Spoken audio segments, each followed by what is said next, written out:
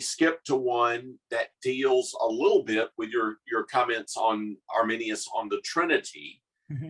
Would it be fair to say that Arminius's view on the ontological subordination of the Son sets a theological foundation for his soteriology?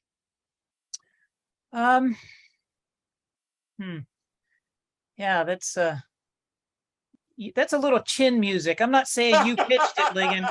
I'm not saying you pitched it, but I'm brushed back from the plate. I'd have to think about that a little bit, and to say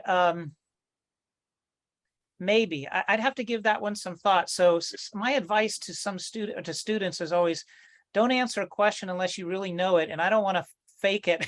Yeah, no, that's good. So I'll say I'm not sure. I don't know it's a good answer, right? Yeah, I'll think about that. Yeah.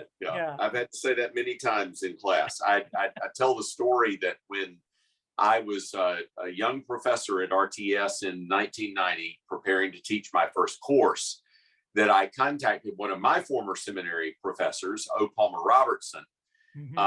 And I told him, Dr. Robertson, I've decided that I'm not going to allow questions in class.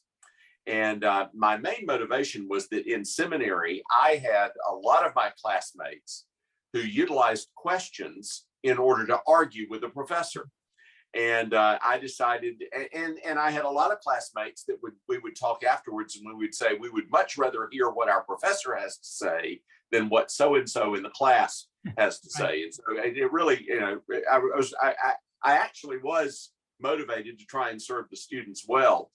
And before I could hardly get my statement out of my mouth about asking questions, Dr. Robertson said, no, Ligon, you will allow questions. And I said, yes, sir. and he said, and there are two reasons why you will allow questions. And he said, the first reason is, though there will be some questions of lesser value than others, there will be some questions that push you to go deeper and learn more and go back and study yourself. Yeah. And he said, and then there will be some questions for which you will have to answer, I don't know. And he said, it will be very good for your students to see that their professor does not have the answer to everything. Yeah. And that there are things that he doesn't know and that he has to learn too, because God is the only one who knows everything. Yeah. And I took that to heart. That's a really good thing. So I don't know is a good answer to the question, John. And I think you've actually written an article about that recently. Yes, that's right.